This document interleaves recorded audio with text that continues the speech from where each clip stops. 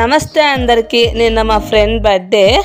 So నేను స్కూల్కి leave పెట్టి మరి దాని దగ్గరికి వెళ్ళాను. ఎందుకంటే పాపం అది ఏం అడిగినా నేను చేయను, నేను ఏం అడిగినా అది చేయకుండా ఉండదు. ఎక్కడికి వెళ్దామని ఏం చేద్దామన్నా కూడా ఓకే అంటుంది. నేనైతే ఆల్మోస్ట్ నో అని చెప్తాను.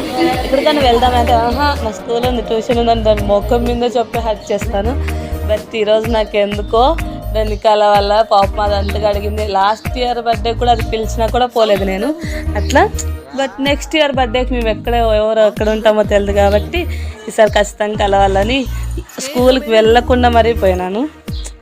కానీ అది ఎప్పుడు కూడా ఫీల్ కాదు తెలుసా. నేను అంటే దాని మాట వినక ఉంటే అది మాత్రం నా మాట గర్రె దాటుదానేలాగా ఉంటుంది. అట్లాంటి ఫ్రెండ్ నాకు ఉండడం నిజంగానే నేను లక్కీ అని చెప్తానబ్బా. ఇంకా నేను చేసిన వీడియో చూసుకుంటున్నాం అక్కడ.